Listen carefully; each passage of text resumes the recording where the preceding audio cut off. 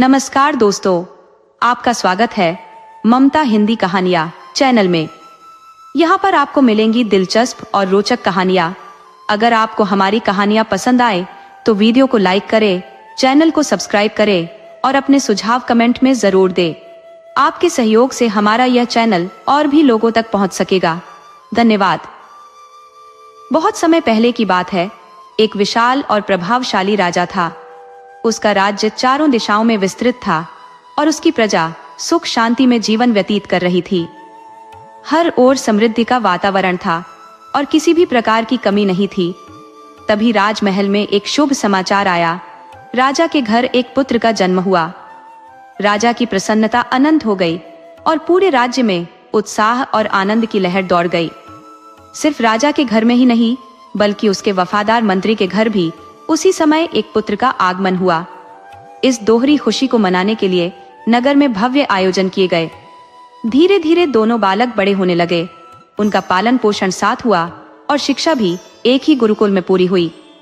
दोनों बालकों के बीच इतनी घनिष्ठता बढ़ी कि वे हर समय एक दूसरे के साथ रहते। समय के साथ वे दोनों युवा हो गए। एक दिन उन्होंने विचार किया कि क्यों न देश का भ्रमण किया जाए। क्योंकि धन और साधनों की कोई कमी नहीं थी, उन्होंने राजा से अनुमति प्राप्त की और अपनी यात्रा पर निकल पड़े। भ्रमण करते करते वे एक घने जंगल में पहुंचे। रात गिरने लगी थी और आसपास कोई गांव या बस्ती नजर नहीं आ रही थी। उन्होंने निर्णय लिया कि जंगल में ही रात बितानी होगी। एक विशाल वृक्ष को देखकर उन्होंने सोचा कि यह रात्रि विश्राम के लिए उचित स्थान होगा। दोनों ने अपने घोड़ों को वृक्ष के नीचे बांधा और स्वयं उसकी ऊंची शाखाओं पर चढ़ गए। वहां उन्होंने रात गुजारने की योजना बनाई। जैसे जैसे रात का अंधकार गहराने लगा, जंगल की भयंकर खामोशी और जंगली जानवरों की आवाजों ने वातावरण को भयावह बना दिया। ऐसी विकट परिस्थितियों में उन्हें नींद नहीं आ पा रही थी, परंतु उन्होंने साहस बनाए रखा। आधी रात के सन्नाटे में उन दोनों मित्रों ने एक विचित्र और रहस्यमय दृश्य देखा, जिसने उनके हृदय में भय उत्पन्न कर दिया।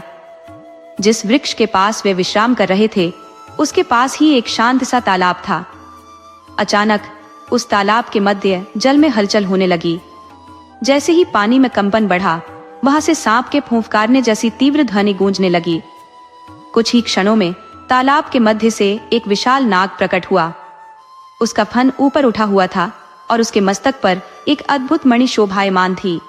उस मणि से ऐसा प्रकाश प्रस्फुटित हो रहा था जो पूरे वातावरण को प्रकाशित कर रहा था। नाग ने धीरे धीरे अपनी मणि को तालाब के पास एक मिट्टी के टीले पर रखा और भोजन की तलाश में फुफकारते हुए उसी वृक्ष के नीचे आ पहुंचा, जिस पर दोनों मित्र छिपे बैठे थे। उस विशाल नाग को अपनी ओर आता देख दोनों मित्र भयभीत हो उठे। उन्हें लगा कि नाग उन्हें डस लेगा और उनकी जीवन यात्रा यही समाप्त हो जाएगी।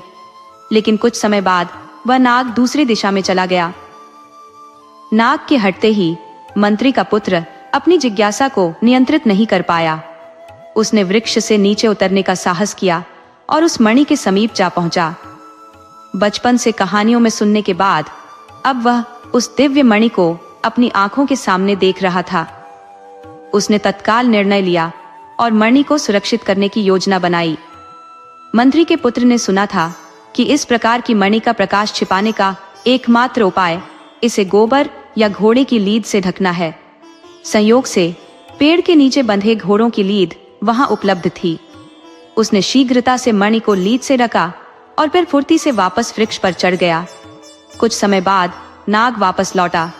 उसने अपनी मणि को वहां न पाकर क्रोधित होकर अपनी पूंछ और फन को बार बार जमीन पर पटकना शुरू कर दिया। अपने क्रोध और निराशा में उसने अपने प्राण वहीं त्याग दिए। नाग के मरते ही दोनों मित्र राहत की सांस ले सके। प्रभात की पहली किरण के साथ राजा और मंत्री के पुत्र वृक्ष से नीचे उतरे।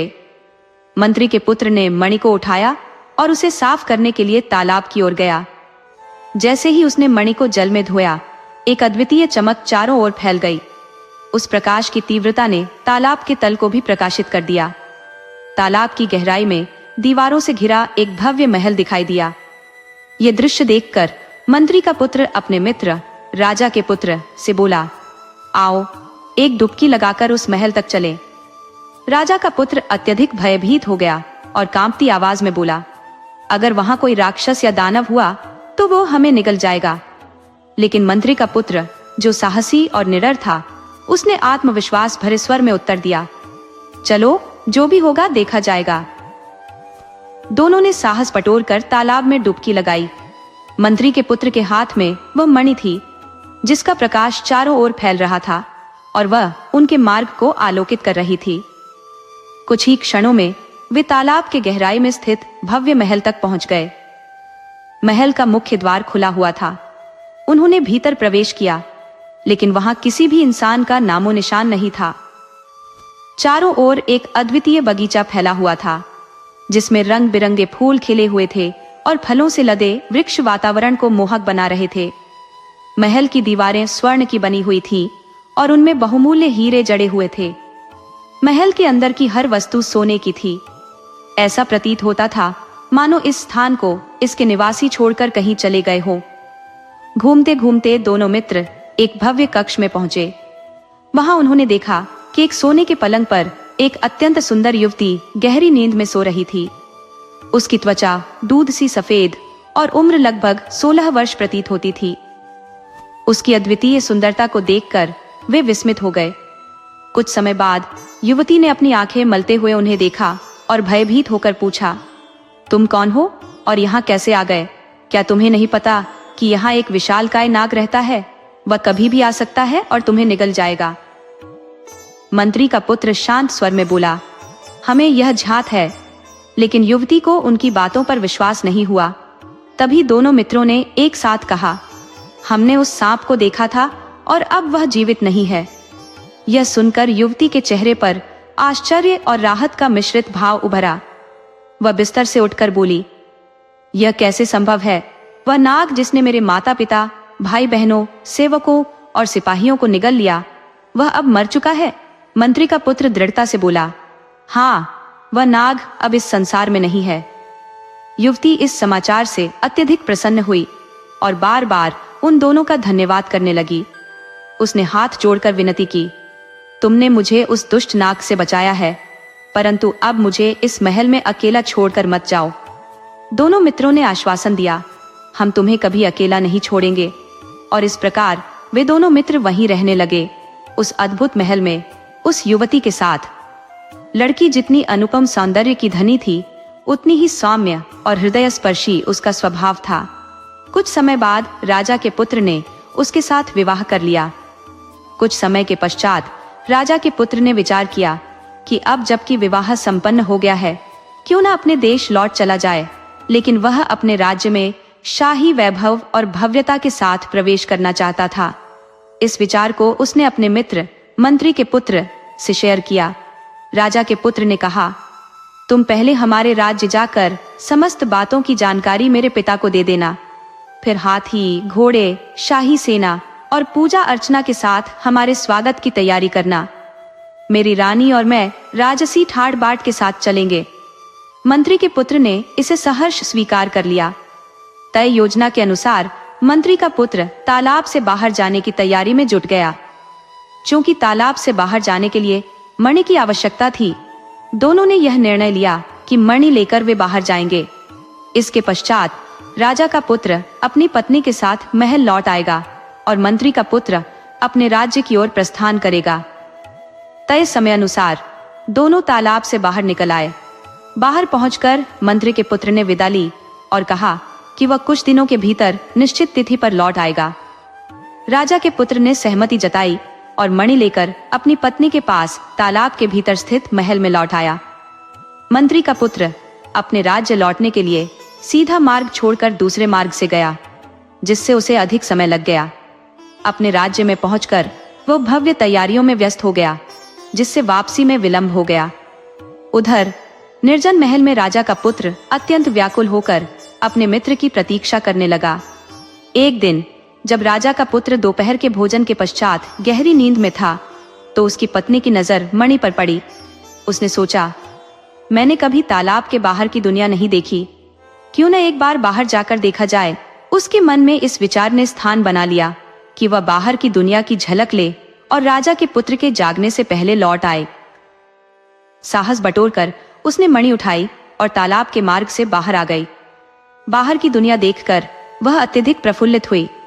तालाब के घाट की सीढ़ियों पर बैठकर उसने स्नान किया, इधर उधर घूमी और फिर महल लौट आई। धीरे धीरे उसका साहस बढ़ने लगा। अब यह उसकी दिनचर्या बन गई। दोपहर में जब उसका पति भोजन के पश्चात सो जाता तो वह मणि लेकर तालाब से बाहर निकलती, कुछ समय बाहरी दुनिया में बिताती और फिर महल लौट आती। एक दिन वह युवती तालाब से बाहर आई और अपने नित्यक्रम की भांति इधर उधर घूमने लगी। जिस राज्य की सीमा में वह तालाब स्थित था, उसी दिन वहां का राजा अपने पुत्र के साथ शिकार के उद्देश्य से आया हुआ था। राजा और राजकुमार ने तालाब के समीप ही अपना शिविर स्थापित किया। दोपहर के समय जब राजा और उनके साथी भोजन आदि में व्यस्त थे, राजकुमार अकेले घूमते घूमते तालाब के किनारे आ पहुंचा। वहीं पास में एक वृद्धा सूखी लकड़ियां एकत्रित कर रही थी। वह अत्यंत निर्धन थी और लकड़ियां बेचकर ही अपने जीवन यापन का साधन जुटाती थी। उसी समय वह युवती मणि लेकर तालाब की सीढ़ियों पर बैठी हुई थी। अचानक उसकी दृष्टि राजकुमार और वृद्धा पर पड़ी। उन्हें देख वह घबराकर तुरंत तालाब में डुबकी लगाकर अपने जल महल में लौट गई। महल पहुंचकर उसने राहत की सांस ली, लेकिन उधर राजकुमार उसकी अद्वितीय सुंदरता पर विमोहित हो गया। ऐसी रूपवती कन्या उसने जीवन में पहले कभी नहीं देखी थी। उसकी मात्र एक झलक ने राजकुमार को स्तंभित कर दिया। जब वह युवती जल में समा गई तो राजकुमार मानो निर्जीव मूर्ति की भांति तालाब के किनारे खड़ा रह गया। उसके मन में केवल एक विचार बार बार कौंध रहा था, काश यह दिव्य सुंदरता मेरी पत्नी बन जाती। युवती के लौटने की प्रतीक्षा में वह वहीं ठिठका खड़ा रहा, लेकिन उसकी कामना पूरी नहीं हुई। धीरे धीरे राजकुमार की मनोदशा विक्षिप्त सी हो गई। वह बार बार बुदबुदाता, अभी तो यही थी, अब भी नहीं है, अभी तो यही थी। उसे वहां से राजमहल ले जाना अत्यंत कठिन हो गया। राजमहल पहुंचने के बाद भी उसकी अवस्था नहीं सुधरी। राजा ने अनेक वैद्यों और उपचारकों को बुलवाया, किंतु किसी ने भी राजकुमार को ठीक नहीं कर पाया। राजा ने अपने राज्य और अन्य दूरस्थ क्षेत्रों में घोषणा करवाई कि जो कोई भी राजकुमार का उपचार करेगा, उसकी पुत्री से राजकुमार का विवाह कर दिया जाएगा और उसे आधा राज्य उपहार स्वरूप प्रदान किया जाएगा। फिर भी कोई भी उपचारक या ज्ञानी इस समस्या का समाधान करने के लिए आगे नहीं आया। राजकुमार की हालत दिन प्रतिदिन बिगड़ती जा रही थी और राजा अपने संतान के भविष्य तथा राज्य के उत्तराधिकारी को लेकर अत्यंत चिंतित रहने लगा। राजा गहरे निराशा में डूब गए थे कि उनके पुत्र का इलाज कोई नहीं कर सकता।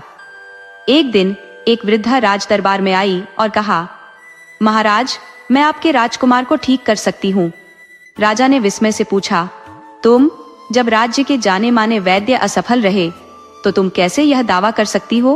क्या तुम्हें उसके पागलपन का कारण पता है? वृद्धा बोली, हाँ महाराज, मैं जानती हूँ कि आपके पुत्र की यह दशा क्यों हुई, लेकिन मैं अभी आपको नहीं बताऊंगी। पहले उसे ठीक कर दूंगी, फिर कारण प्रकट करूंगी। राजा ने चिंता भरे स्वर में कहा, तो बताओ, इसमें कितना समय लगेगा? वृद्धा ने उत्तर दिया, महाराज, यह अभी तय नहीं कर सकती, पर यदि आपका सहयोग मिला तो राजकुमार शीघ्र ही स्वस्थ हो जाएगा। राजा ने पूछा, मेरा सहयोग किस प्रकार चाहिए? वृद्धा ने कहा, जिस तालाब के पास आपके पुत्र की यह अवस्था हुई, वहां मेरे लिए एक झोपड़ी बनवा दीजिए। झोपड़ी से 100 कदम की दूरी पर आपके सैनिक छिपकर तैनात रहेंगे और मेरे आदेश का पालन करेंगे। राजा ने उसकी शर्त मान ली और तुरंत तालाब के समीप एक झोपड़ी का निर्माण करवा दिया। सैनिकों को आदेश दिया गया कि वे गुप्त रूप से वहां रहे और बिना वृद्धा के बुलाए तालाब के पास न जाएं। वृद्धा ने राजा से कहा, महाराज, एक बात और, आपने वचन दिया है कि जो आपके पुत्र को ठीक करेगा उससे राजकुमार का विवाह होगा, पर मेरी कोई बेटी नहीं है। राजा ने कहा, तो फिर क्या चाहते हो? वृद्धा ने उत्तर दिया, मेरे पुत्र का नाम भोला है, वह आपकी बेटी से विवाह करेगा। राजा चौंके और पूछा, यह कैसा पुत्र है तुम्हारा? वृद्धा ने उत्तर दिया, भोला पागल है, वह कभी कभी घर से भाग जाता है, सिर्फ एक लंगोटी पहनता है और शरीर पर कीचड़ मल लेता है। जब घर लौटता है तो दरवाजे पर खड़े होकर उछल कूद करता है। उसकी बातें कोई नहीं समझ पाता, लेकिन मैं, उसकी माँ, उसे समझती हूँ। राजा ने वृद्धा की शर्त मान ली। तालाब के पास झोपड़ी बन गई और सैनिक 100 कदम दूर तैनात कर दिए गए। अनुचरों को सख्त निर्देश दिए गए कि बिना वृद्धा के बुलावे के तालाब के पास कोई न जाए। वृद्धा ने तालाब पर ध्यान रखना शुरू कर दिया। राजमहल के जलमग्न हिस्से में, जहां पुत्र अपनी पत्नी संग मंत्री पुत्र की प्रतीक्षा में समय व्यतीत कर रहा था, वहां किसी को मंत्री पुत्र का कोई अता पता नहीं था। उस दिन की घटना के पश्चात वह लड़की जिसने एक बार तालाब का जल छोड़ा था, उसने फिर से बाहर कदम नहीं रखा। भाग्य के विचित्र खेल को कौन समझ सकता है। दोपहर के भोजन पश्चात जब राजकुमार गहरी निद्रा में डूबा हुआ था, वह लड़की मणि को अपने हाथ में थामे तालाब की सीमा पार कर बाहर निकली। चारों ओर की निर्जनता को परखते हुए उसने सुनिश्चित किया कि आसपास कोई नहीं है। पक्के घाट पर जाकर वह बैठ गई, जबकि एक वृद्धा जो इसी अवसर की प्रतीक्षा में थी, उसे दूर से देख रही थी। जैसे ही वृद्धा ने देखा कि वह लड़की बाहर आ गई है, उसने अवसर का लाभ उठाया। पास आकर वह बोली, हे रूप की रानी, क्या मैं तुम्हारी सेवा में तुम्हें स्नान कराऊं? लड़की ने मन ही मन सोचा, यह तो एक साधारण वृद्धा है, इससे क्या भय करना, और अनुमति दे दी। वृद्धा उसके समीप बैठ गई और उसकी हथेली में मणि को देखकर बोली, अरे बेटी, इसे हाथ में क्यों रखा है? ये पानी में गिर सकती है, इसे घाट पर सुरक्षित रख दो। लड़की ने सहजता से मणि को घाट पर रख दिया। वृद्धा ने अपनी चतुराई से मौका साधा और मणि को चुपके से अपनी ओढ़नी में छिपा लिया। इसके बाद उसने राजा के सैनिकों को संकेत दिया, जो पहले से ही छिपे हुए थे। सैनिकों ने तत्परता से लड़की को पकड़कर राजा के दरबार में प्रस्तुत किया। जैसे ही लड़की को दरबार में लाया गया, राजा के पुत्र की नजर उस पर पड़ी और वह खुशी से चिल्ला उठा, मिल गई, मिल गई। उसकी प्रसन्नता और उत्साह देखते ही बनते थे। राजकुमार की मानसिक स्थिति पूरी तरह सामान्य हो गई। राजा ने अपने पुत्र की खुशी देखकर उसकी शादी उस लड़की से करने का निर्णय लिया। लेकिन लड़की ने राजा से कहा, महाराज, मैं एक व्रत में हूं। मैंने संकल्प लिया है कि 1 वर्ष तक किसी अन्य पुरुष का मुख नहीं देखूंगी, अतः यह अभी संभव नहीं। राजा ने उदासी भरी दृष्टि से यह सुनकर सहमति जताई और प्रतीक्षा का निश्चय किया।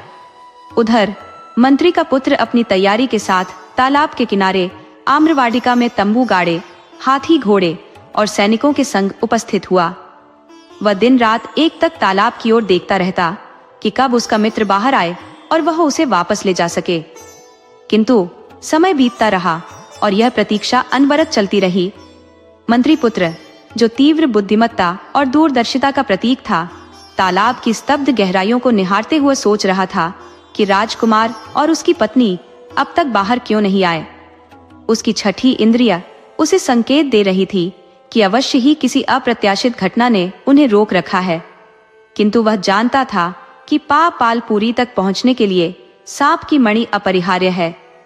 मणि के अभाव में उस स्थान तक पहुंच पाना असंभव था। इधर राजमहल में व्रत की अवधि अपने समापन की ओर अग्रसर थी। 1 वर्ष का समय पूर्ण होने को था और राजा ने अपने पुत्र के विवाह की तैयारियां प्रारंभ कर दी थी। नगर की सड़कों को दीपमालाओं और पुष्पों से सुसज्जित किया जा रहा था। हलवाइयों ने भांति भांति के व्यंजनों की तैयारी आरंभ कर दी थी। दरबार में मंगल गान गूंजने लगे और राजमहल की शहनाइयों की गूंज ने वातावरण को अलौकिक बना दिया। इस हर्षोल्लास के स्वर जब मंत्री पुत्र के कानों तक पहुंचे तो उसने तत्काल एक राहगीर से पूछा, भाई, यह उल्लास कैसा है? शहनाइयों की यह गूंज किस अवसर पर है? राहगीर ने उत्तर दिया, राजकुमार का विवाह एक अद्वितीय जल कन्या से होने जा रहा है, उसी की तैयारियां चल रही हैं। मंत्री पुत्र इस वार्ता से सब कुछ समझ गया। उसने तय किया कि पहले वह नगर जाकर समस्त रहस्योद्घाटन करेगा। नगर पहुंचने पर उसने एक ब्राह्मण के घर में शरण ली। ब्राह्मण ने उसका हार्दिक स्वागत किया, उसे भरपेट भोजन कराया और विश्राम हेतु एक कक्ष प्रदान किया। विश्राम के पश्चात मंत्री पुत्र ने ब्राह्मण से पूछा, हे ब्राह्मण देवता, कृपया बताएं, इस नगर में इतनी भव्य तैयारियां क्यों हो रही हैं? ब्राह्मण ने प्रत्युत्तर में कहा, लगता है तुम इस नगर में नवीन हो। हमारे निकटवर्ती जंगल में एक तालाब है जहां से एक विलक्षण जल कन्या को पकड़ा गया है। अब राज्य के राजकुमार का विवाह कल उसी कन्या के साथ संपन्न होगा। इसी कारण नगर में यह अभूतपूर्व उल्लास है। ब्राह्मण की बातों को ध्यान पूर्वक सुनते हुए मंत्रीपुत्र ने अधिक जानकारी जुटाने का प्रयास किया।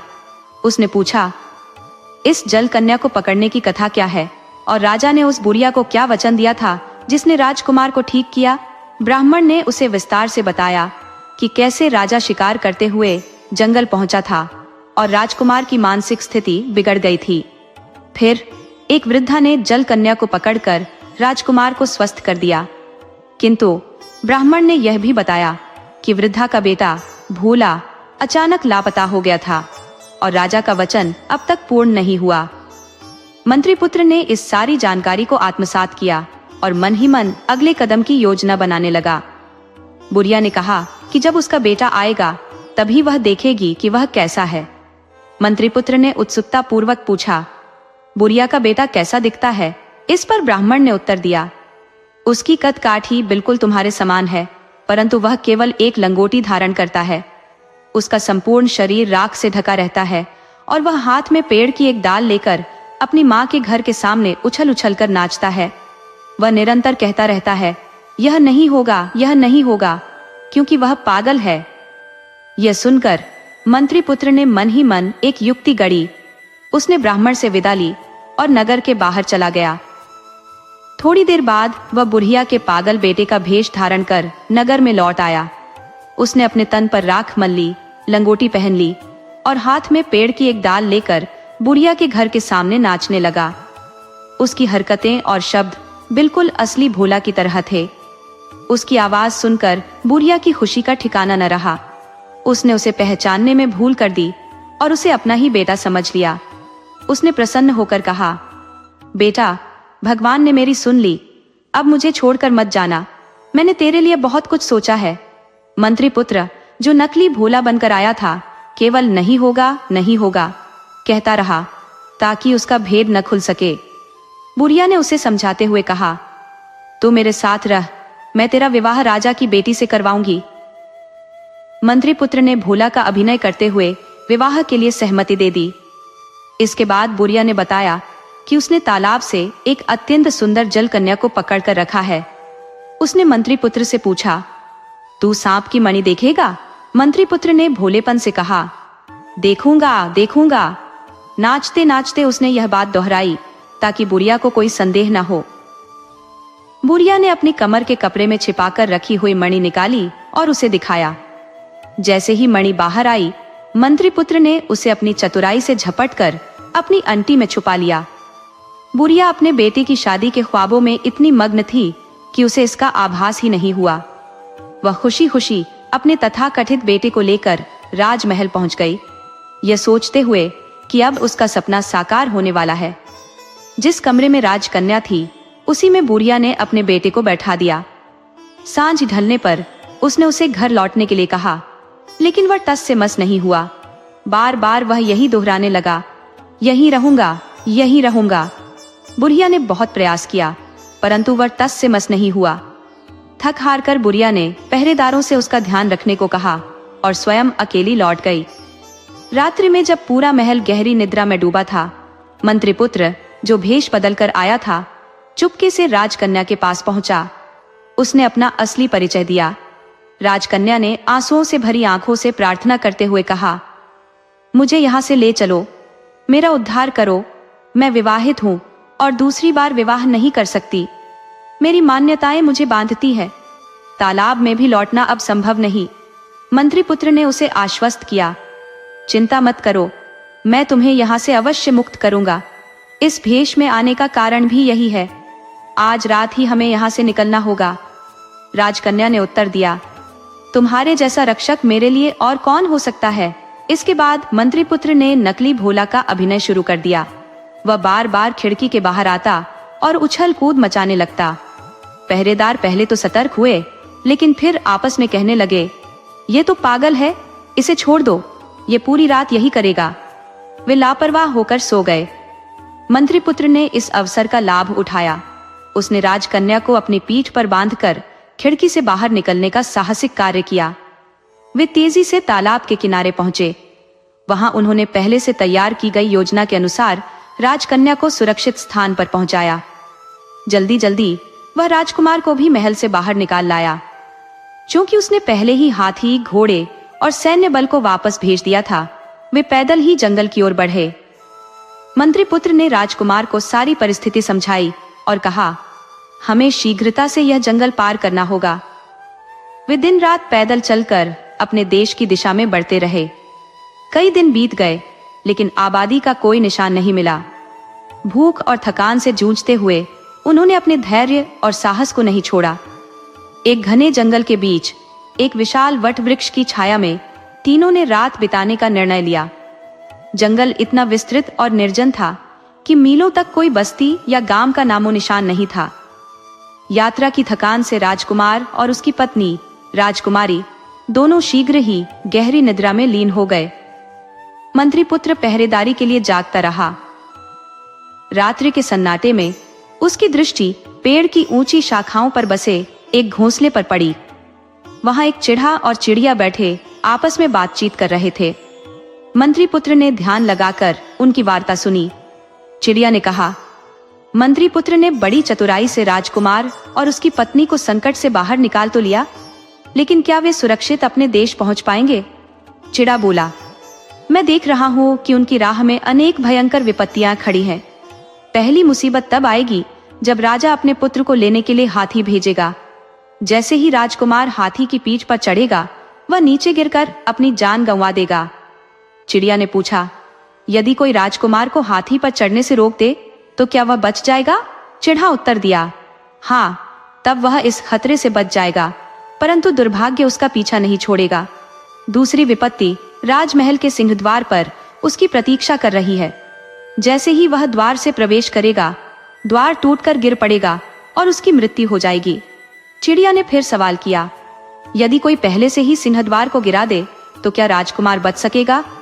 चिड़ा बोला, हाँ, तब वह इस खतरे से भी बच जाएगा, लेकिन उसकी अंतिम विपत्ति भोज के समय आएगी।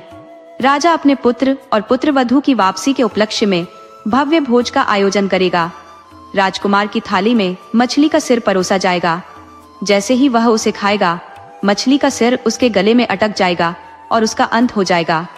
चिड़िया ने पूछा, और यदि मछली का सिर पहले ही थाली से हटा दिया जाए तो? चिड़ा बोला, तब वह बच जाएगा, परंतु अंतिम रात जब राजकुमार सोने जाएगा तो एक विषैला सर्प उसके पास आएगा और उसे डस लेगा।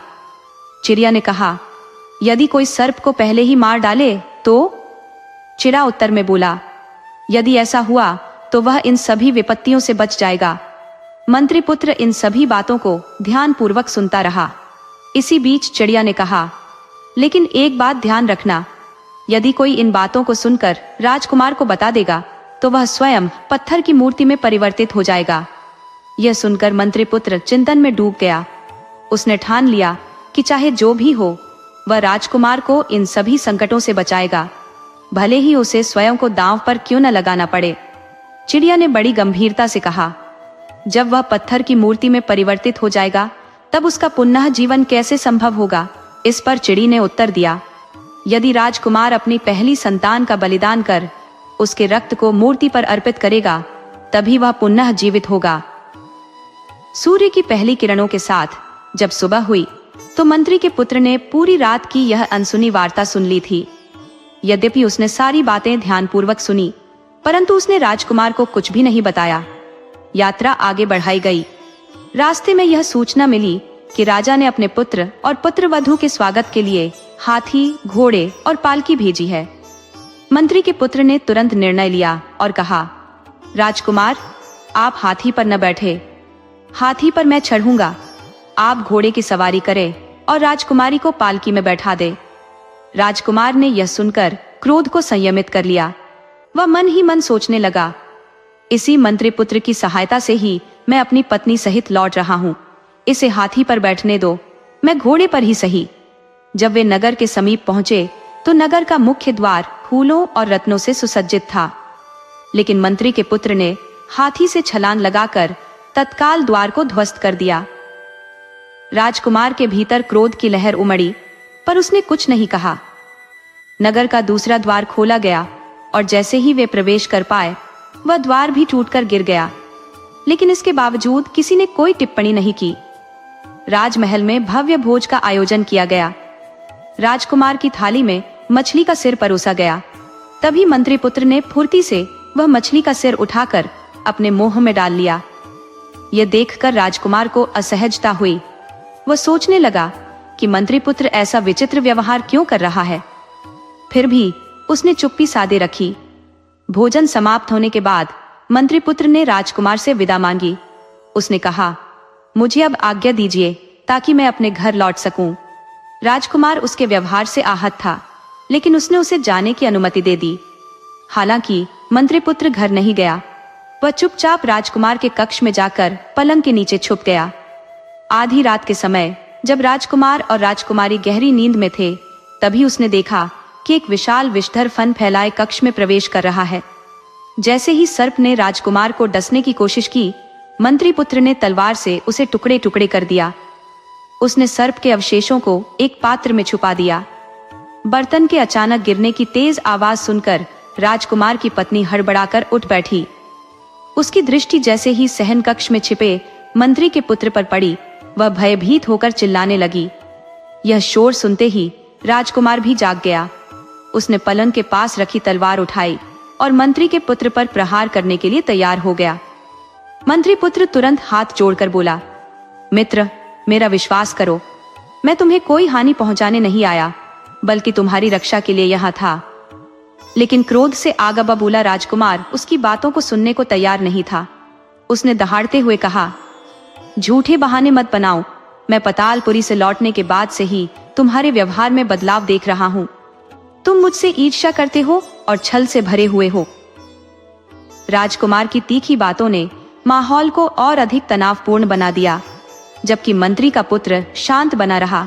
वह बोला, मित्र, यदि तुम मेरी बातों पर ध्यान दोगे तो समझोगे कि मैंने यह सब तुम्हारी भलाई के लिए किया है, अन्यथा मेरे पास कोई विकल्प नहीं था। राजकुमार चिल्लाया, सच क्यों नहीं बताते? किसने तुम्हारा मुंह बंद कर रखा है? कौन है जो तुम्हें रोक रहा है? मंत्री पुत्र ने गहरी सांस ली और बोला, मेरा भाग्य मित्र, यदि मैंने तुम्हें सच्चाई बता दी तो मैं पत्थर की मूर्ति बन जाऊंगा। लेकिन यदि तुम मुझे बचाना चाहते हो तो तुम्हें अपनी पहली संतान की बलि देकर उसके रक्त से मुझे अभिषेक करना होगा, तभी मैं पुनः जीवन पा सकूंगा। राजकुमार का क्रोध और बढ़ गया। वह गरजते हुए बोला, तुम ये मनगढ़ंत कहानियां क्यों सुना रहे हो? मुझे बेवकूफ समझते हो? तुम्हारे छल कपट में मैं फंसने वाला नहीं हूँ। अब मैं तुम्हारी कोई बात नहीं मानूंगा। मंत्री पुत्र का चेहरा दुख से भर गया। उसने अंततः सारी बातें राजकुमार के सामने प्रकट करने का निर्णय लिया। उसने कहा, जब हम जंगल में थे और तुम विश्राम कर रहे थे, मैंने चिरा और चिड़िया की वार्ता सुनी थी।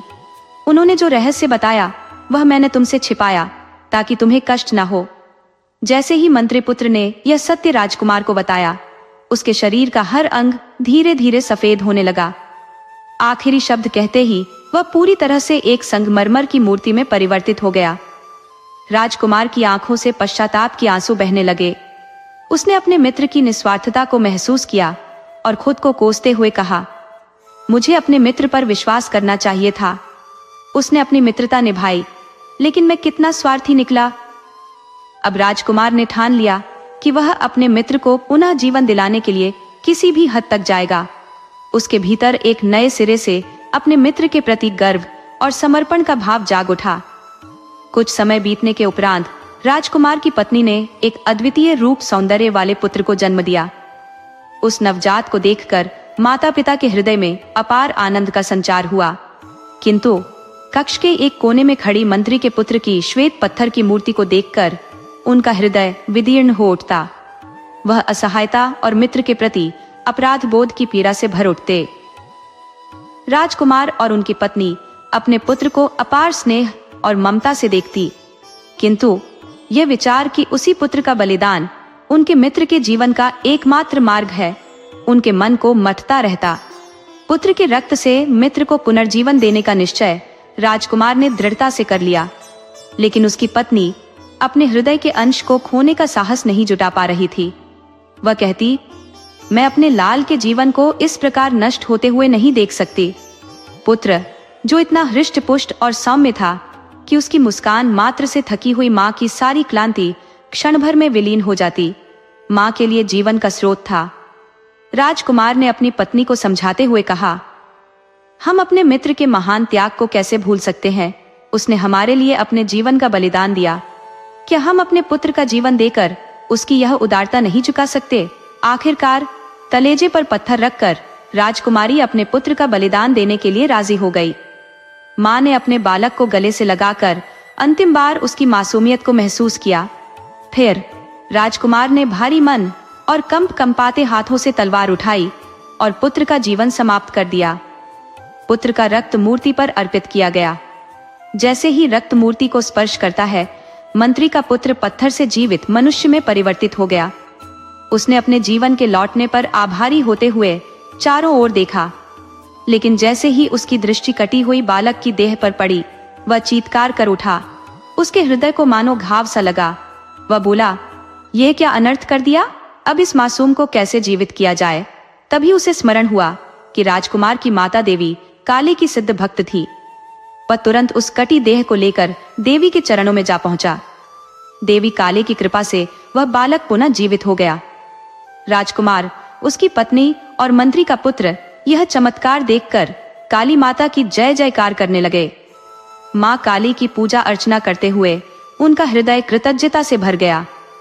पुत्र के जीवित होने पर राजकुमारी का हर्षोन्माद शब्दों से परे था। अब मंत्री का पुत्र और राजकुमार परिवार सहित सुख शांति से रहने लगे। राजकुमार ने राजा का पद संभाल लिया और अपने मित्र को अपनी सेना का प्रधान सेनापति नियुक्त किया। दोनों मित्रों ने अपनी मित्रता का अनोखा अध्याय रचते हुए अपने राज्य को सुख समृद्धि से परिपूर्ण किया।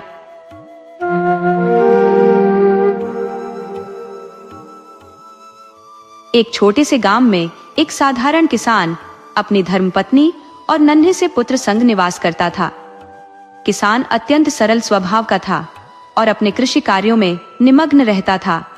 जो फसल उपजती उसी को बाजार में बेचकर वह अपने परिवार का भरण पोषण करता। उसकी पत्नी भी अत्यंत धार्मिक और पूजा अर्चना में प्रवृत्त थी। वह घर के कार्यों में व्यस्त रहती और अवकाश मिलने पर खेतों में पति का हाथ बटाती, साथ ही अपने पुत्र का पालन पोषण भी करती। इस प्रकार उनका परिवार आनंद और संतोष से जीवन यापन कर रहा था। एक दिन किसान खेत में खुदाई करने पहुंचा। जैसे ही उसने अपनी कुदाल मिट्टी में चलाई, उसका ध्यान गया कि उसकी कुदाल के नीचे एक सर्प आ गया है। दुर्भाग्यवश कुदाल की चोट से सर्प ने वहीं प्राण त्याग दिए। किसान ने यह देखकर अत्यंत दुख अनुभव किया। उसकी दृष्टि पास के बिल पर पड़ी, जहां उसने सर्प के एक नन्हे से शावक को देखा। हालांकि नागिन वहां उपस्थित नहीं थी। किसान विचारमग्न हो गया। सर्प तो अब नहीं रहा और शायद नागिन भी कहीं चली गई हो, लेकिन यह नन्हा सांप तो अब अनाथ हो गया। उसके मन में दया और पश्चाताप का सागर उमड़ पड़ा। किसान को अपनी करनी पर गहरा पश्चाताप हुआ। उसने मन ही मन कहा, मुझसे बड़ा अपराध हो गया। यदि नागिन होती तो अब तक बदला अवश्य ले चुकी होती। किंतु नागिन अनुपस्थित थी और वह विचार करने लगा कि इस नन्हे सर्प को यूं अनाथ नहीं छोड़ा जा सकता। उसने उसे घर ले जाने का निश्चय किया। किसान ने उस सर्प शावक को टोकरी में रखा और घर आते ही पत्नी को सारा वृत्तांत सुनाया। उसने बताया कि कैसे अनजाने में कुदाल से उसने सर्प का वध कर दिया। उसकी पत्नी सरल स्वभाव की थी। उसने सर्प के बच्चे को देखा और कहा, आज से यह भी हमारा पुत्र है। इस प्रकार किसान और उसकी पत्नी ने सर्प शावक को अपने परिवार का हिस्सा बना लिया। इधर जब नागिन अपने बिल में लौटी और पति का निर्जीव शरीर देखा तो वह विलाप करने लगी। उसकी आंखों से अश्रुधारा बह निकली। नागिन ने सोचा कि संभवतः उसके बच्चे का भी अंत हो गया होगा। उसे इस बात की भनक तक नहीं थी कि किसान ने उसके बच्चे को जीवित रखा है। उसने पति के शव के समक्ष प्रतिज्ञा की, जिसने तुम्हें मारा है मैं उसे और उसके परिवार के हर सदस्य को समाप्त कर दूंगी, तभी तुम्हारी आत्मा को शांति मिलेगी। नागिन ने बदला लेने का प्रण लिया। अगले दिन जब किसान अपने खेतों में गया तो नागिन ने उसकी गतिविधियों पर नजर रखी। उसने कुदाल पर लगे खून के धब्बे देखे और समझ गई कि यह वही व्यक्ति है जिसने उसके पति का वध किया। नागिन उसके पीछे पीछे चल दी। दोपहर को जब किसान भोजन के लिए घर लौटा, नागिन भी उसके पीछे घर तक आ गई। किसान के अंदर जाते ही उसकी पत्नी ने फुर्ती से दरवाजा बंद कर लिया। नागिन ने प्रतीक्षा की, लेकिन जब घर का कोई द्वार नहीं खुला तो उसने भीतर प्रवेश का कोई और मार्ग ढूंढना शुरू किया। तभी किसान की पत्नी ने खिड़की खोली और नागिन चुपके से घर के अंदर घुस गई। घर के कोने में छिपकर उसने देखा कि किसान का छोटा पुत्र खेल रहा है। उसने मौके का लाभ उठाया और बच्चे को डस लिया। जैसे ही नागिन खिड़की के रास्ते बाहर जाने लगी, किसान घर लौट आया। उसने नागिन को भागते हुए देख लिया और चीखते हुए कहा, इसने मेरे बेटे को डस लिया है। उसकी पत्नी ने भी नागिन को देखा और भय से कांप उठी। बच्चे की हालत बिगड़ने लगी और किसान का हृदय डर और क्रोध से भर गया। किसान की पत्नी अपने बेटे के पास दौड़कर पहुंची और दोनों चीखने चिल्लाने लगे। किसान को समझ आ गया था कि यह नागिन ही होगी जो अपने पति की मृत्यु का प्रतिशोध लेने आई है। जब उन्होंने अपने बेटे को देखा तो उसके शरीर में नाग के डंक के निशान स्पष्ट दिखाई दिए। गांव इतना छोटा था कि वहां अस्पताल की कोई सुविधा नहीं थी। शहर का अस्पताल दूर था और किसान की आर्थिक स्थिति इतनी खराब थी कि वह तुरंत वहां तक पहुंचने के साधन जुटा नहीं सका। बच्चा विष के प्रभाव से तड़पने लगा। उसका मुंह झाग से भर गया और देखते ही देखते उसने दम तोड़ दिया। अपने इकलौते बेटे की मृत्यु से किसान और उसकी पत्नी पूरी तरह टूट गए। वे बेटे का अंतिम संस्कार करने के बाद गहरे शोक में डूब गए। किसान ने पत्नी को सांत्वना देते हुए कहा, अब हमारे पास जो सांप का बच्चा है उसे ही अपने बेटे की तरह पालेंगे। जाओ। दोनों ने यह ठान लिया कि वे उसे उसी तरह प्यार देंगे जैसे अपने मृत पुत्र को दिया करते थे। उधर नागिन ने यह दृश्य देखा तो वह आवेश और पछतावे के मिश्रित भावों से भर गई। उसने जब देखा कि किसान और उसकी पत्नी सांप के बच्चे को अपने पुत्र की तरह दूध पिला रहे हैं तो उसकी आंखें नम हो गई। नागिन को महसूस हुआ कि उसने प्रतिशोध की भावना में आकर निर्दोष बच्चे की जान ले ली, जबकि ये दोनों उसके अपने बच्चे को सच्चे हृदय से पाल रहे हैं। नागिन ने यह सोचा, अगर मैंने अपने बच्चे को इनकी गोद में देखा होता तो शायद मैं इस घर के चिराग को बुझाने की गलती नहीं करती। अपने किए पर पछताते हुए वह वहां से चली गई, लेकिन उसका मन अभी भी शांति नहीं पा सका। अब किसान और उसकी पत्नी सांप के बच्चे को अपना मानकर उसकी देखभाल में जुट गए। रोजाना उसे दूध पिलाते और बड़े स्नेह से उसका पालन करते।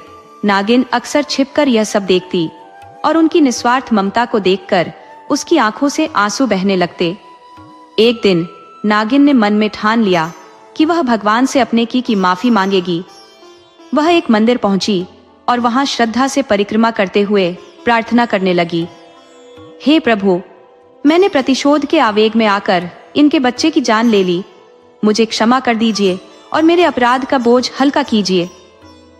इस तरह नागिन के हृदय में पछतावे और कृतज्ञता का संचार हुआ और किसान व उसकी पत्नी ने सांप के बच्चे को अपनी ममता का प्रतीक मान लिया। किसान और उसकी पत्नी अपने टूटे हुए जीवन में किसी तरह सांत्वना खोजने का प्रयास कर रहे थे कि तभी किसी ने उनके दरवाजे पर दस्तक दी। किसान की पत्नी ने तुरंत पति को सूचना दी। किसान ने दरवाजा खोलते ही देखा कि सामने एक अमीर महिला खड़ी थी जिसकी गोद में एक छोटा बच्चा था। उस महिला के चेहरे पर घबराहट और आंखों में आंसू स्पष्ट थे। उसने हाथ जोड़ते हुए किसान से कहा, कृपया हमारे बच्चे की मदद करें। इसे एक नागिन ने डस लिया है और हमारे पीछे गुंडे पड़े हैं। हमें इस बच्चे को बचाने का और कोई रास्ता नहीं सूझ रहा। भगवान आपका भला करेगा। किसान और उसकी पत्नी ने बिना एक शब्द कहे बच्चे को गोद में ले लिया और दरवाजा बंद कर दिया। बच्चे की हालत देखकर उनकी आंखों में वही दर्द ताजा हो गया जो उन्होंने अपने बेटे को खोने के समय महसूस किया था। बच्चा विष के प्रभाव से तड़प रहा था। किसान और उसकी पत्नी ने भगवान से प्रार्थना की कि इस बार किसी चमत्कार से बच्चे की जान बच जाए। वे बच्चे को अस्पताल ले जाने का विचार करने लगे, लेकिन अस्पताल दूर था और वहां तक पहुंचने में देर हो सकती थी। उन्होंने सोचा कि रास्ते में कहीं गुंडों ने पहचान लिया तो वे बच्चे को मार डालेंगे। ऐसे में किसान ने बच्चे के गले से सोने का लॉकेट उतार लिया जो उसकी पहचान का संकेत था। इसी बीच खिड़की के बाहर से नागिन पूरी घटना देख रही थी। उसने अपनी मणि गिराई और किसान की नजर उस पर पड़ी। किसान ने बिना किसी सोच विचार के मणि को उठाया और बच्चे के डंके हुए स्थान पर लगा दिया। मणि ने तुरंत जहर खींच लिया और बच्चा होश में आ गया। किसान और उसकी पत्नी ने जल्दी से हल्दी मिला हुआ दूध लाकर बच्चे को पिलाया। बच्चे की जान बच जाने पर उनकी खुशी का ठिकाना नहीं था। उन्होंने उसे अपने बेटे के रूप में स्वीकार कर लिया। उधर नागिन, जो इस दृश्य की गवाह थी, अपनी भावनाओं में उलझ गई। कुछ समय बाद सेठ सेठानी, जो बच्चे के माता पिता थे, की खबर आई कि वे चौराहे पर मरे हुए पाए गए। बच्चा अब पूरी तरह से अनाथ हो गया था। किसान और उसकी पत्नी ने यह सोचकर उसे अपना लिया कि भगवान ने उनके आंगन को फिर से उजाले से भर दिया। नागिन, जो अब तक दूर से यह सब देखती आ रही थी, इस बार साधु बाबा का रूप धरकर किसान के घर आई। उसने दरवाजा खटखटाया। किसान की पत्नी ने उसे अंदर बुलाया और उनके लिए भोजन पाने की व्यवस्था करने लगी। साधु बाबा बने नागिन ने पत्नी से पूछा, बेटी, तुम्हारे कितने बेटे हैं? किसान की पत्नी ने उत्तर दिया, हमारे 2 बेटे हैं। नागिन ने चालाकी से कहा, लेकिन मुझे तो एक ही बेटा दिखाई दे रहा है। पत्नी ने आत्मविश्वास से कहा, बाबा, हमारा दूसरा बेटा वह सांप का बच्चा है। जैक्स, हमने उसे अपने पुत्र के समान स्वीकार किया है। वह अब हमारा परिवार है। नागिन की आंखें छलक आईं। उसने महसूस किया कि उसके प्रतिशोध और घृणा ने उसे कितना गलत मार्ग दिखाया था। किसान और उसकी पत्नी के निस्वार्थ प्रेम ने उसे पश्चाताप के गहरे सागर में डुबो दिया। साधु बाबा के वेश में छिपी नागिन ने अपना असली मकसद प्रकट करते हुए कहा, मुझे इस सांप के बच्चे को सौंप दो, नहीं तो मैं तुम्हें और तुम्हारी पत्नी को खत्म कर दूंगा। यह सुनकर किसान की पत्नी, जो भीतर से बेहद सशक्त और अपने बच्चों के प्रति समर्पित थी, फूट फूट कर रो पड़ी। उसने कहा, बाबा, मेरे बच्चे मेरी प्राणों से भी प्रिय है। आप चाहे तो मुझे मार दें, लेकिन मैं अपने बच्चों को नहीं छोड़ सकती। जब किसान ने यह झगड़ा सुना तो वह बाहर आया और बाबा से पूछा, आपकी समस्या क्या है बाबा? बाबा ने क्रोधित स्वर में कहा, तुमने इस सांप के बच्चे को क्यों अपने घर में पाल रखा है? इसे मुझे दे दो। किसान ने हाथ जोड़ते हुए कहा, बाबा, हम आपकी सेवा और सत्कार करने को तैयार है। जो भी चाहिए आप ले ले, लेकिन हमारे बच्चों पर यह आरोप मत लगाइए। ये बच्चा अब हमारा बेटा है और हम इसे किसी भी कीमत पर नहीं देंगे। साधु बाबा ने उन्हें धमकी दी, अगर तुमने मेरी बात नहीं मानी तो मैं तुम्हें और तुम्हारी पत्नी दोनों को मार डालूंगा। इस पर किसान ने अपनी पत्नी की ओर देखते हुए कहा, बाबा, आप चाहें तो मेरी जान ले सकते हैं, लेकिन मेरी पत्नी को छोड़ दीजिए। मेरे बच्चों को उसकी आवश्यकता है। वे अभी बहुत छोटे हैं और उनकी परवरिश मेरी पत्नी ही कर सकती है। इसके बाद बाबा ने कहा, अगर ऐसा है तो वह मणि मुझे दे दो जो तुम्हारे पास है। किसान ने सहजता से कहा, बाबा, मेरे लिए उस मणि का कोई उपयोग नहीं है, आप इसे ले सकते हैं। किसान ने मणि बाबा को सौंप दी। जब बाबा बाहर आया और अपने असली स्वरूप में नागिन में परिवर्तित हुआ तो उसने देखा कि किसान और उसकी पत्नी उसके बच्चे को अपने बेटे की तरह प्रेम और देखभाल दे रहे थे। नागिन यह देखकर संतुष्ट हो गई कि उसका बच्चा सुरक्षित और प्रेमपूर्ण हाथों में है। नागिन अपने पति के पास गई और कहा, आज मेरा जीवन धन्य हो गया। मैंने अपना वचन पूरा किया और अपने बच्चे को एक सुरक्षित भविष्य सौंप दिया। अब मेरे लिए इस संसार में कोई उद्देश्य शेष नहीं है। मैं तुम्हारे पास आ रही हूँ। इतना कहकर नागिन ने अपने प्राण त्याग दिए। जब किसान ने यह दृश्य देखा तो वह समझ गया कि यह नागिन केवल अपनी परीक्षा लेने और अपने बच्चे को देखने आई थी।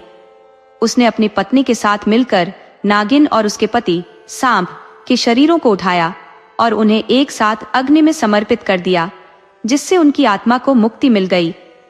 अब किसान और उसकी पत्नी के जीवन से सभी भय और चिंताएं समाप्त हो चुकी थी। मणि ने उनके जीवन में समृद्धि और स्थायित्व लाया। उनके घर में अब किसी चीज की कमी नहीं थी।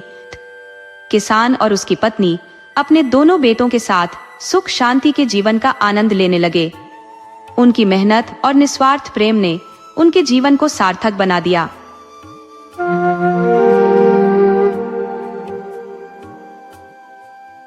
एक बार की बात है, सूर्य, चंद्रमा, मंगल, बुध, बृहस्पति, शुक्र, शनि, राहु और केतु ये नवग्रह आपस में एक विवाद में उलझ गए। सभी सोचने लगे कि इनमें से सबसे श्रेष्ठ, सबसे महान कौन है। हर ग्रह स्वयं को सबसे बड़ा बताने लगा और अपनी विशिष्टता पर जोर देने लगा। मैं सबसे महान हूँ, ऐसा कहते हुए सभी ग्रह आपस में बहस करने लगे, परंतु कोई निष्कर्ष तक नहीं पहुंच पाए। आखिरकार सभी ग्रह झगड़ते हुए इंद्रदेव के पास पहुंचे और बोले, हे इंद्रदेव, आप सभी देवताओं के स्वामी हैं, हमारे इस प्रश्न का निपटारा कीजिए। हमें बताइए कि हम 9 ग्रहों में से सबसे महान कौन है। इंद्रदेव ने यह प्रश्न सुना और थोड़े असमंजस में पड़ गए। उन्होंने सोचा, यह तय करना मेरे लिए अत्यंत कठिन है कि किसी को श्रेष्ठ या निम्न कहा जाए, परंतु उन्होंने एक समाधान सुझाया। इस समय पृथ्वी पर एक राजा है, विक्रमादित्य, जो सभी के कष्टों का निवारण करने वाले माने जाते हैं। तुम सभी उनके पास जाओ और उनसे अपने प्रश्न का उत्तर मांगो, वही तुम्हारे इस विवाद का उचित हल निकाल सकते हैं। इंद्रदेव की सलाह पर सभी ग्रह पृथ्वी लोक में राजा विक्रमादित्य की सभा में उपस्थित हुए और अपनी समस्या उनके सामने रख दी। ग्रहों ने राजा से विनम्रता पूर्वक निवेदन किया, हे राजन, कृपया हमारी इस उलझन का समाधान करें। राजा विक्रमादित्य ने उनकी समस्या को ध्यान पूर्वक सुना और सोच में डूब गए। उन्होंने विचार किया, किसी को छोटा या बड़ा कहना मेरे लिए कठिन है, परंतु विवाद का समाधान तो करना ही होगा। इसलिए राजा विक्रमादित्य के मन में एक युक्ति उपजी। उन्होंने सोना, चांदी, कांसा, पीतल, रजत, सीसा, टिन, जस्ता, अभ्रक और लोहे की 9 पट्टियां बनवाई और उन्हें पंक्ति में सजा दिया। फिर राजा ने ग्रहों से कहा, आप सभी अपने अपने आसनों पर विराजमान हो। जिसकी पट्टी सबसे आगे होगी उसे मैं श्रेष्ठ मानूंगा और जो सबसे पीछे होगी उसे सबसे छोटा। संयोगवश सबसे अंतिम आसन लोहे का था, जिसे देखकर शनिदेव समझ गए कि राजा ने उन्हें सबसे छोटा समझा है। यह बात शनिदेव को कुपित कर गई और उन्होंने क्रोधित होकर राजा से कहा, तुम मेरे प्रचंड प्रभाव से परिचित नहीं हो। मैं सूर्य की राशि में 1 माह, चंद्रमा की राशि में 2.5 दिन, बृहस्पति की राशि में 13 महीने, मंगल की राशि में 1.5 महीना, शुक्र की राशि में 1 महीना रहता हूँ और राहु केतु, जो विपरीत दिशा में चलते हैं, वे एक राशि में 18 महीने रहते हैं, पर मैं एक राशि में 7.5 वर्ष तक रह सकता हूँ। मैंने बड़े बड़े देवताओं तक को अपने प्रभाव से नहीं बख्शा है। यहाँ तक कि जब भगवान राम पर 7.5 आई तब उन्हें वनवास सहना पड़ा। रावण पर जब यह दशा आई तब उसका संपूर्ण लंका का विनाश हुआ। विक्रमादित्य ने निडरता से उत्तर दिया, जो भी मेरे भाग्य में लिखा है वही घटित होगा। यह सुनकर अन्य सभी ग्रह प्रसन्नता पूर्वक अपने अपने लोक को लौट गए, परंतु शनिदेव कुपित होकर वहां से प्रस्थान कर गए। कुछ समय पश्चात राजा विक्रमादित्य पर शनिदेव की 7.5 का प्रभाव शुरू हो गया। शनिदेव घोड़े के व्यापारी का रूप धारण कर अद्वितीय घोड़ों को लेकर उनके राज्य में आ गए। राजा के सैनिकों ने यह सूचना दी कि एक घोड़ा व्यापारी राजमहल आया है और श्रेष्ठ नस्ल के घोड़े बेच रहा है। राजा ने उसे बुलवाया और एक अत्यंत सुंदर घोड़े का चयन किया। जैसे ही उन्होंने उस घोड़े पर सवारी की, घोड़ा उन्हें घने जंगल में बहुत दूर तक ले गया और अंततः राजा को अकेला छोड़कर अंतर्ध्यान हो गया। जंगल में भटकते हुए राजा भूख प्यास से परेशान थे कि उन्हें एक ग्वाला दिखा, जिसने उन्हें पानी पिलाया। प्रसन्न होकर राजा ने अपनी उंगली से सोने की अंगूठी निकालकर उसे भेंट दी और आगे की राह पर बढ़ चले। भटकते भटकते वे चंद्रसेन के राज्य में पहुंचे। चंद्रसेन, जिनसे राजा विक्रमादित्य ने युद्ध में विजय प्राप्त की थी और माफ कर दिया था, उसी पुराने वैर के कारण विक्रमा नामक किसी भी व्यक्ति को मृत्युदंड दिलवाते थे। जब नगर वासियों को यह पता चला कि राजा विक्रमादित्य नगर में है, तो उन्होंने उन्हें पहचानने से इनकार कर दिया और पागल समझकर पत्थरों से मारने लगे।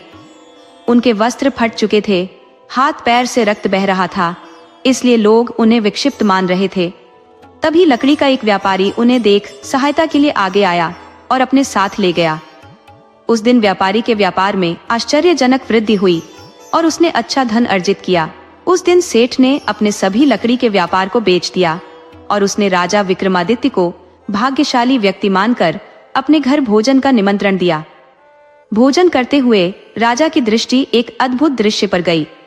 उन्होंने देखा कि घर में लटकी हुई खूंटी एक कीमती हार को निगल रही है। भोजन के पश्चात सेठ को घर में वह हार नहीं मिला और उसे संदेह हुआ कि इसके पीछे वही अतिथि है, क्योंकि उसके घर में उस समय और कोई नहीं आया था। राजा ने बार बार इनकार किया कि उन्होंने हार नहीं चुराया है, परंतु सेठ ने उनकी बात को अनसुना कर दिया और शोर मचाकर अन्य लोगों को इकट्ठा कर लिया। सभी ने सलाह दी कि इस व्यक्ति को राजा चंद्रसेन के समक्ष प्रस्तुत किया जाए। सेठ विक्रमादित्य को लेकर राजा चंद्रसेन के दरबार में पहुंचा। राजा चंद्रसेन ने कहा, तुम्हारी सूरत से तो तुम भले व्यक्ति प्रतीत होते हो, परंतु सेठ का कहना है कि चोरी करने का अवसर तुम्हें ही मिला था। राजा ने आदेश दिया कि विक्रमादित्य के हाथ पैर काट दिए जाए। समय के साथ एक तेली ने विक्रमादित्य को अपने घर ले जाकर चारपाई पर बिठा दिया, जहां विक्रमादित्य अपनी मधुर आवाज में मल्हार राग गाने लगे। धीरे धीरे शनिदेव का प्रभाव समाप्त होने लगा, जिसका श्रेय विक्रमादित्य की पत्नी की तपस्या और पूजा को दिया गया। एक बरसात की रात को विक्रमादित्य का गाया हुआ मल्हार राग नगर की राजकुमारी के कानों में पड़ा और वह मोहित हो उठी। उसने अपनी सखी को भेजकर यह पता लगाने का आदेश दिया कि यह मनमोहक गायन किसका है। सखी ने ढूंढने के पश्चात बताया कि तेली के घर में एक विकलांग व्यक्ति यह गायन कर रहा है। राजकुमारी ने मन ही मन संकल्प कर लिया कि वह उसी व्यक्ति से विवाह करेगी। अगले दिन राजकुमारी ने व्रत रखने का निर्णय लिया और अपने बिस्तर से उठने से मना कर दिया। उसकी दासी ने रानी को यह सूचना दी। रानी ने आकर राजकुमारी से इस व्रत का कारण पूछा तो राजकुमारी ने अपने प्रण का खुलासा किया और कहा कि वह केवल उसी व्यक्ति से विवाह करेगी जो तेली के घर में रहता है। रानी ने उसे समझाने का प्रयास किया, यहाँ तक कि राजा ने भी कहा कि वे उसका विवाह किसी बड़े राजा के साथ करेंगे, परंतु राजकुमारी अपने निर्णय पर अड़िग रही। उसने दोहराया कि वह अपने प्रण से पीछे नहीं हटेगी। राजा ने राजकुमारी को समझाते हुए कहा, तुम अपना संकल्प त्याग दो, परंतु राजकुमारी ने दृढ़ता से उत्तर दिया, मैं अपने प्राणों की आहुति दे सकती हूँ, पर अपना प्रण कभी नहीं तोड़ूंगी। तब राजा ने कहा, जैसा तुम्हारी इच्छा, जो विधि के विधान में अंकित है वही होगा। राजा ने तेली को बुलवाया और कहा, मैं चाहता हूँ कि जो व्यक्ति तुम्हारे घर में रह रहा है उसके साथ मैं अपनी पुत्री का विवाह कर दूं। ये सुनते ही तेली ने आश्चर्य से कहा, महाराज, आप एक उच्च कुल के राजा हैं और मैं एक साधारण जात का तेली, यह कैसे संभव हो सकता है? परंतु राजा के हठ के आगे तेली को झुकना पड़ा। राजा विक्रमादित्य ने अंततः अपनी पुत्री का विवाह राजकुमारी के साथ संपन्न करवा दिया। रात्रि में जब विक्रमादित्य राजकुमारी के महल में सो रहे थे, तब आधी रात के सन्नाटे में शनिदेव प्रकट हुए और बोले, राजन, आपने मेरे कोप का सामना किया और जो भी दुख आपको मिला वह मेरे कारण था। राजा ने शनिदेव से क्षमा याचना की। शनिदेव उनके प्रति प्रसन्न होकर बोले, मैं तुम्हारे इस कष्ट के लिए माफी मांगता हूँ और तुम्हारे हाथ पैर पुनः प्रदान करता हूँ। राजा ने शनिदेव से प्रार्थना की, प्रभु, कृपया मेरे जैसे दुख किसी और को न दे। शनिदेव ने उनकी विनम्र प्रार्थना स्वीकार की और कहा, जो भी व्यक्ति मेरी कथा को सुनेगा या कहेगा उस पर मेरी दशा का प्रभाव नहीं पड़ेगा। जो मेरी आराधना करेगा, चींटियों को आता डालेगा, उसकी सभी मनोकामनाएं पूर्ण होंगी। यह कहते हुए शनिदेव अंतर्ध्यान हो गए। इस दौरान राजकुमारी की नींद खुली और उसने देखा कि राजा के हाथ पैर सही हो चुके हैं।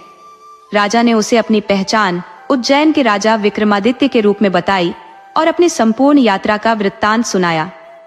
यह सुनकर राजकुमारी अत्यंत प्रसन्न हुई। प्रातःकाल राजकुमारी ने अपनी सखियों को अपने पति की गाथा सुनाई।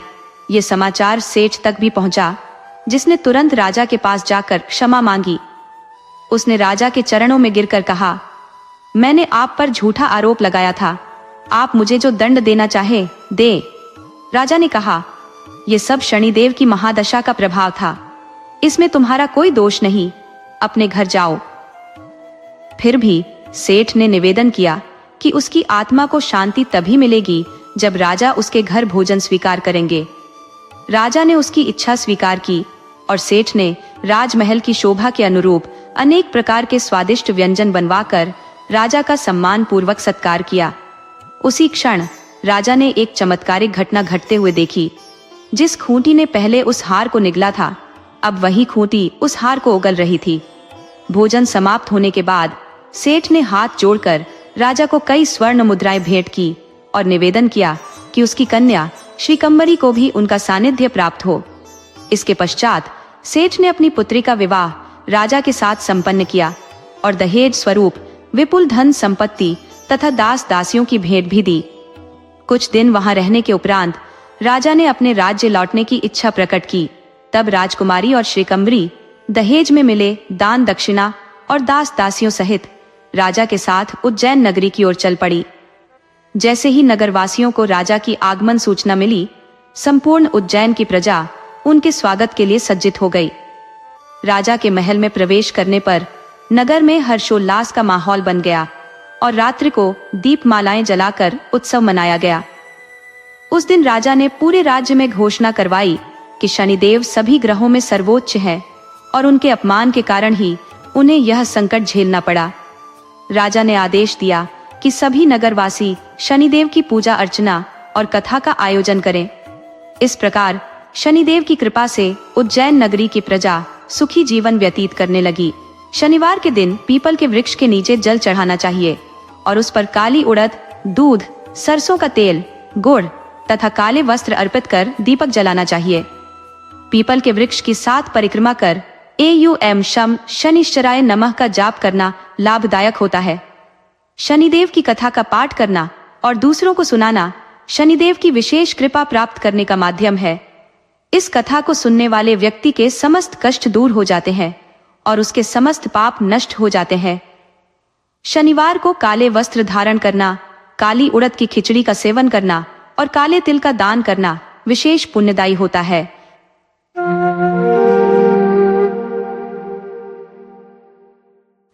बहुत समय पहले की बात है। एक छोटे से गांव में एक व्यक्ति निवास करता था। वह संसार के मोह माया से पूर्णतः निराश हो चुका था। उसके अंतर्मन में विचार उठा कि वह सब कुछ त्याग कर गृहस्थ जीवन का परित्याग कर दे। उसने सोचा, जीवन विशाल है और मैं वहीं रहूंगा जहां प्रभु मेरी व्यवस्था करेंगे। जो भी मिलेगा उसे स्वीकार कर लूंगा। दूसरी ओर एक और व्यक्ति था जिसके विचार भी लगभग समान थे। उसने भी सोचा, घर को छोड़ दूं और जैसा ईश्वर चाहेंगे वैसे ही जीऊंगा। जो भी उनका प्रसाद स्वरूप मिलेगा उसी से संतोष करूंगा। दोनों व्यक्तियों ने बिना किसी को सूचित किए चुपचाप अपने अपने घरों का त्याग कर दिया। पहले व्यक्ति का नाम रामानंद था और दूसरे का नाम कृष्णानंद। न उन्होंने अपने परिवारजनों को कुछ बताया, न ही पीछे मुड़कर देखा। इस तरह भटकते भटकते उन्हें 8-10 दिन बीत गए। एक दिन संयोगवश दोनों एक ही स्थान पर आ पहुंचे। बातचीत करते हुए उन्होंने अपने अपने अनुभव शेयर किए और जाना कि उनके विचारों में अद्भुत सामंजस्य है। उनकी धारणाएं इतनी मेल खाती थी कि उन्होंने निर्णय लिया कि अब वे ईश्वर की खोज में साथ साथ यात्रा करेंगे। इस तरह दोनों सन्यासी साधुओं का वेश धारण कर सांसारिक बंधनों से मुक्त हो गए। वे गांव-गांव, नगर-नगर भटकते, भिक्षा मांगते और अपने प्रभु की भक्ति में लीन रहते। कभी कभी उन्हें भोजन भी नहीं मिलता था तो वे केवल प्रभु का स्मरण करते हुए जल ग्रहण कर सो जाते। उनके बीच न कोई ईर्ष्या थी, न कोई वैमनस्य। प्रेम और सौहार्द के साथ वे अपने जीवन को प्रभु की भक्ति में समर्पित कर चुके थे। उनका आपसी संबंध इतना पवित्र था कि शिकायत का कोई स्थान ही नहीं था। इस प्रकार दिन, सप्ताह और महीने बीतते गए।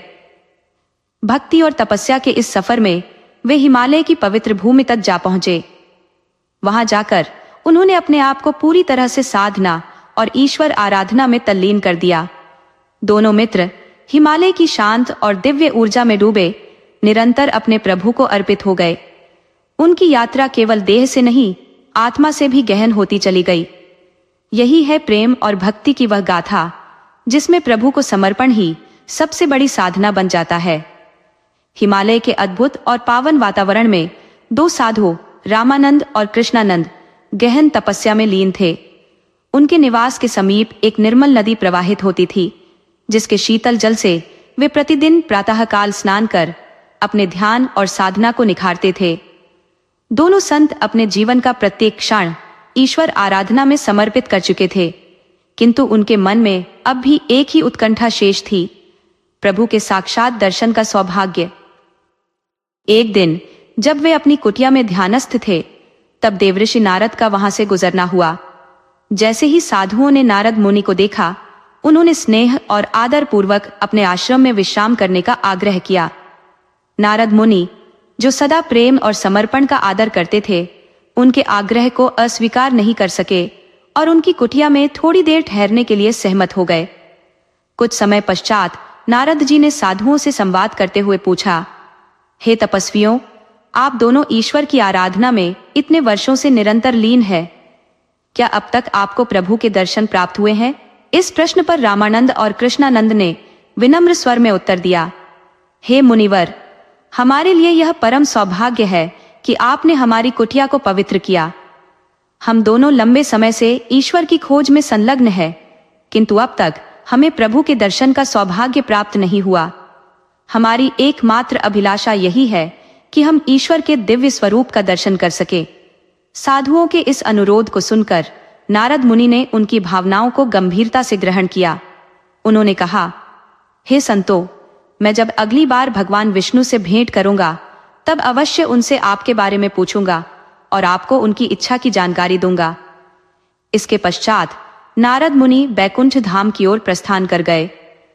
नारायण नारायण के मधुर उच्चारण के साथ वे बैकुंठ पहुंचे और भगवान विष्णु तथा माता लक्ष्मी को प्रणाम कर उनका आशीर्वाद लिया।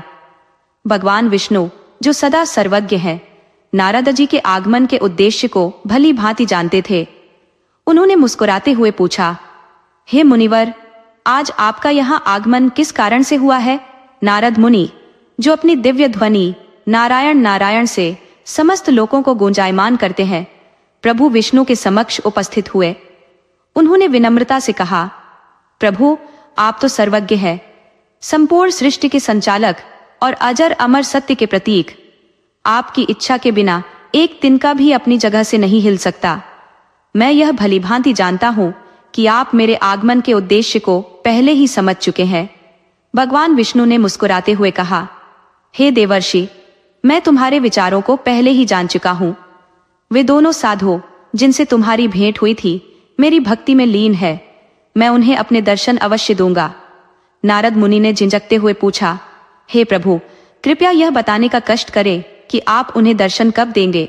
भगवान विष्णु ने एक हास्यपूर्ण किंतु गूढ़ संकेत में उत्तर दिया, जिन वृक्षों के नीचे तुम और वे साधु संवाद कर रहे थे, उस वृक्ष की शाखाओं पर जितने पत्ते हैं, उतने वर्षों के बाद उन्हें मेरे दर्शन प्राप्त होंगे। यह सुनते ही नारद जी क्षण भर के लिए चिंतन में डूब गए, किंतु उन्होंने शीघ्र ही अपनी भावनाओं को संयमित किया। उन्होंने भगवान विष्णु और माता लक्ष्मी से आज्ञा ली और अपनी वीणा के मधुर संगीत के साथ बैकुंठ धाम से प्रस्थान किया। नारायण नारायण की गूंज के साथ वे पुनः पृथ्वी लोक पर उन दोनों साधुओं के पास पहुंचे। साधुओं ने नारद मुनि को देखकर हर्षोल्लास से उनका स्वागत किया, उन्हें आदर पूर्वक बैठने के लिए स्थान दिया और फल फूल अर्पित किए। इसके बाद वे दोनों विनम्रता से हाथ जोड़कर बोले, हे मुनिवर, कृपया हमें यह बताएं कि हमारे प्रभु के दर्शन कब होंगे? नारद मुनि थोड़े असमंजस में पड़ गए।